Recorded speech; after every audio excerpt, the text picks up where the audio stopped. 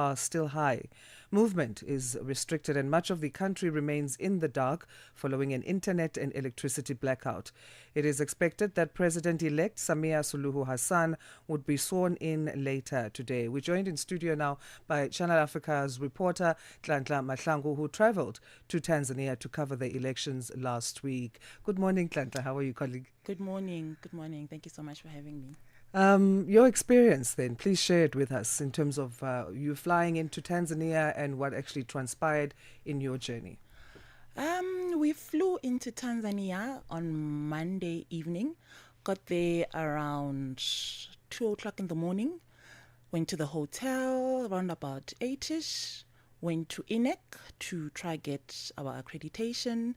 When we get there, we are asked a whole lot of questions, as to who we're dealing with, because they want us to liaise with that particular individual. Mm-hmm. And I think that's where the cracks then started showing, because all along there wasn't anybody that we were dealing with, because what we did, we applied for accreditation online. Mm-hmm. So everything was done on the system, right? So they try call the INEC officials to just, double check, first of all, if our names appear on the list. Mm-hmm. And they are told that they are checking, but as they are checking, they're not finding any names. In fact, they said they found that Channel Africa as a station has been approved to cover the elections, but not the names. And then we started questioning that. How do you then approve the station and not the individuals? Because it is the people that are supposed to be there to cover these elections. Nonetheless, we are there. They called the people. I think they called about 3 different people. Mm-hmm. One person shifting the blame to the next one. Okay, check under this list, check under this list. And then eventually we are told that our names really are not on the system.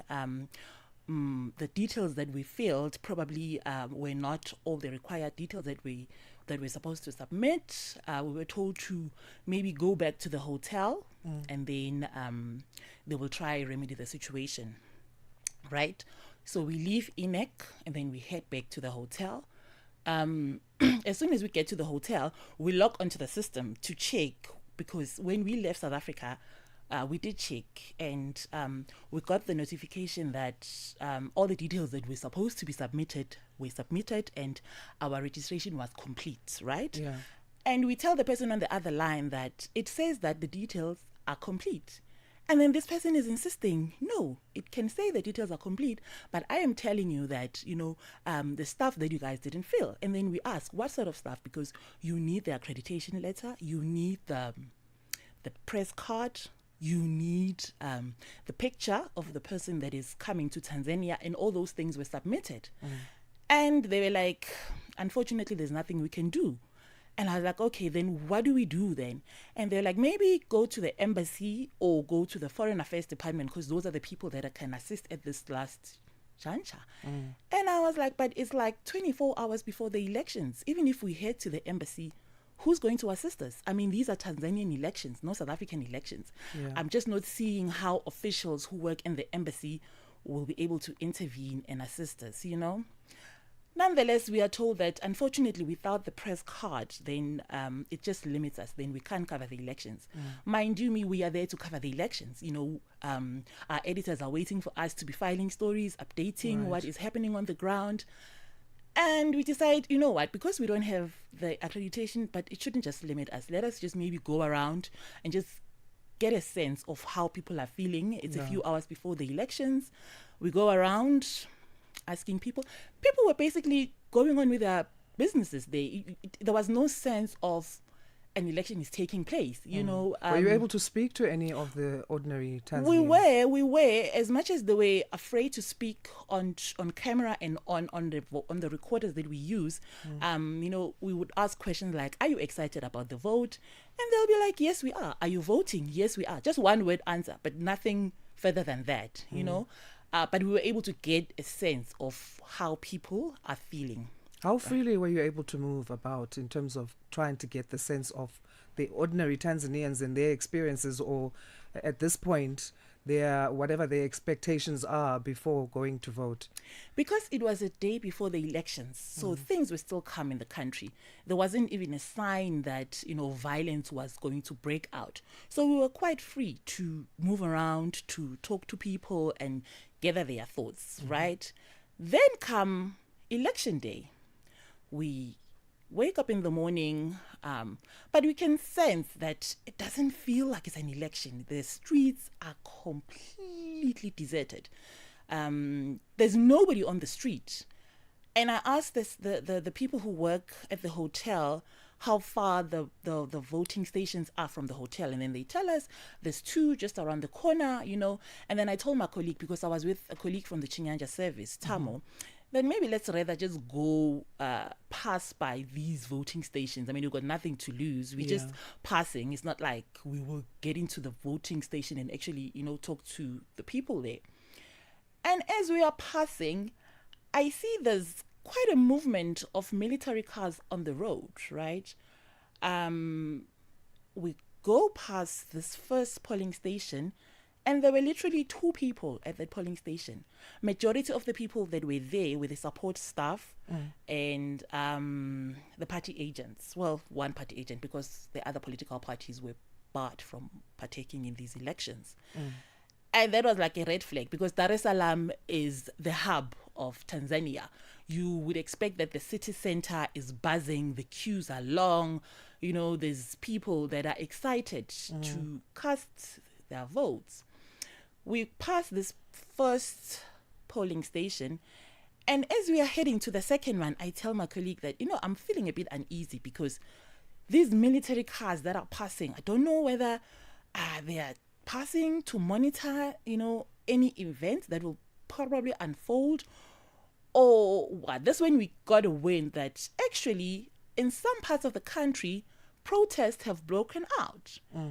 And I'm like, I think that particular one, you can see there's like 3 military vehicles, and it's those big ones, not those small ones. And, with the military personnel, they sit at the back of the van. So there's like probably 10, 12 military police with guns. And I'm like, it doesn't feel okay. I mean, we just going to pass, and you can see the streets are deserted. It's just only us, just 2 women walking around the streets of Dar es Salaam.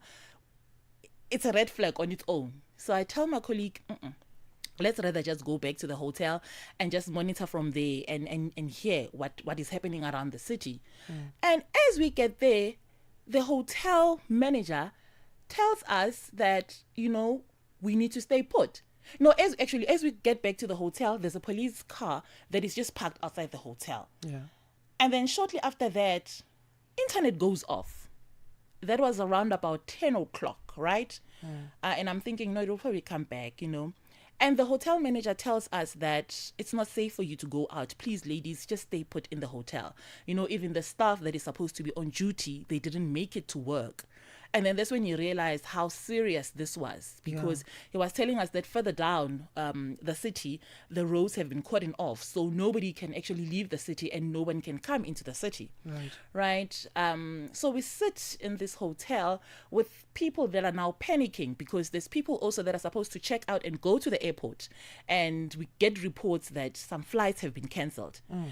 We sit in the hotel. We're like, okay, maybe let's monitor the channels at the hotel. But even the channels at the hotel, are not really flighting what is happening out there. It's like there was just a complete blackout. And it's very unrare, because when you go to the various countries that we go to, several channels that are allowed to show on the TV. Local channels usually dominate. You'll find your other international channels, but local channels predominantly showcase on local televisions. But at this particular hotel, it was a Kenyan television station that was flighting the stuff. And mind you, it's in Kiswahili. So also, language is a bit of a challenge. But then they crossed to one reporter of theirs who, this channel that is based in Kenya. And then that's when we start hearing that actually things are happening in the city center, and it's bad, and it's bad. So we sit there, no access to the outside world now, because internet has been shut down. We can't even relay this information that, we can't, first of all, leave the hotel. Secondly, there's just no way for us to communicate. We are just stuck in this hotel. The communication that was issued by the government of Tanzania regarding the curfew, number one, number two, that people should stay at home and work from home remotely for a bit. How was that being spread if the internet was shut down? How were they able to communicate? Because we were reporting on our side, government is saying this to the people, but yet we also knew that there's no internet. It was word of mouth, to be quite honest, because even the hotel staff that when the manager realized that his staff is not arriving at work, that's when they started communicating among themselves that actually we were warned that, there will be protests across the city. So it just makes sense that people are not arriving at work. The curfew initially, when we heard about it, remember we heard about the curfew when we were outside of the hotel, when we were making our way to the first polling station. And only when we got back to the hotel, that's when the manager tells us that there's actually a 24-hour curfew that's been put up. And shortly, because now the internet is shut down, and then he comes back to us, because we were actually just sitting by the reception area, because there was just so much uncertainty there, because you see other people that are in the country as tourists, as visitors, also not being able to go to the places that they were supposed to go to. And then the manager tells us that the curfew has been extended, and we're like, okay, because now we can't get calls, we can't make calls, everything is just completely down. How are you finding out that this curfew has been extended?